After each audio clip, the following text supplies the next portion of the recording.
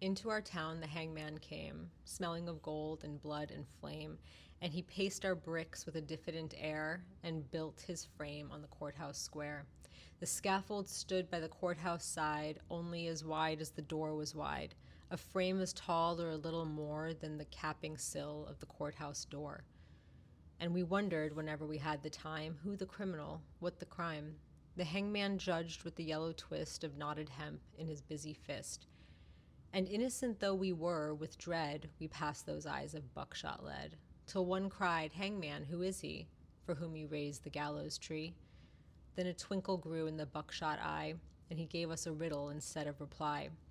"He who serves me best," said he, "shall earn the rope on the gallows tree." And he stepped down and laid his hand on a man who came from another land.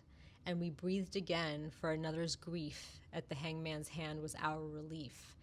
And the gallows frame on the courthouse lawn by tomorrow's sun would be struck and gone, so we gave him way and no one spoke, out of respect for his hangman's cloak. The next day's sun looked mildly down on roof and street in our quiet town, and stark and black in the morning air the gallows tree on the courthouse square. And the hangman stood at his usual stand with the yellow hemp in his busy hand, with his buckshot eye and his jaw like a pike and his air so knowing and businesslike. And we cried, "Hangman, have you not done yesterday with the alien one?" Then we fell silent and stood amazed. "Oh, not for him was the gallows raised." He laughed a laugh as he looked at us. "Did you think I'd gone to all this fuss to hang one man? That's a thing I do, to stretch the rope when the rope is new." Then one cried, "Murderer!" One cried, "Shame!" And into our midst the hangman came, to that man's place. "Do you hold," said he, "with him that's meant for the gallows tree?" And he laid his hand on that one's arm, and we shrank back in quick alarm, and we gave him way, and no one spoke out of fear of his hangman's cloak. That night we saw with dread surprise the hangman's scaffold had grown in size.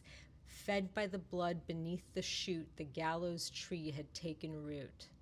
Now as wide or a little more than the steps that led to the courthouse door, as tall as the writing or nearly as tall, halfway up on the courthouse wall. The third he took, and we had all heard tell, was a usurer and infidel.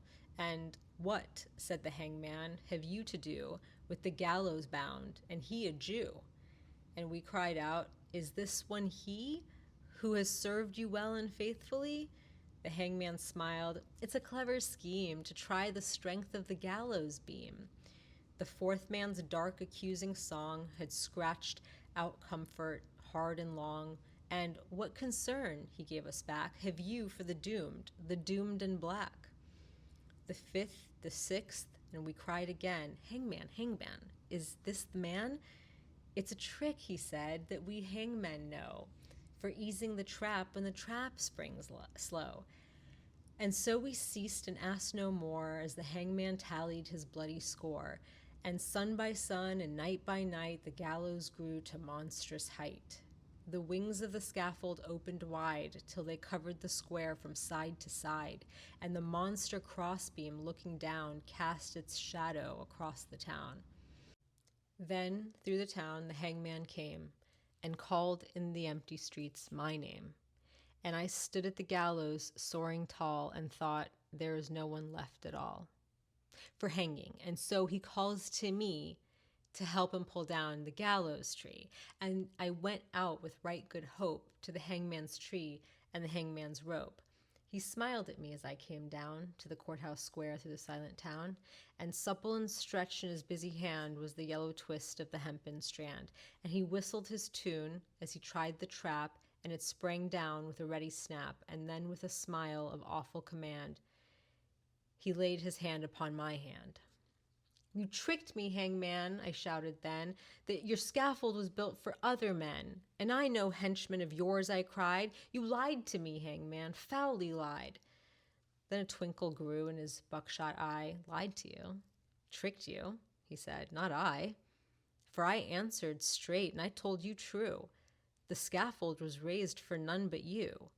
For who has served me more faithfully than you with your coward's hope, said he.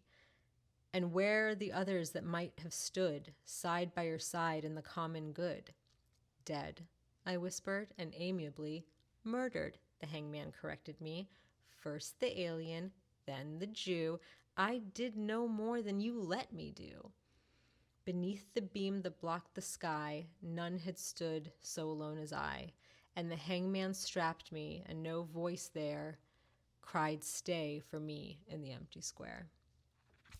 Get it?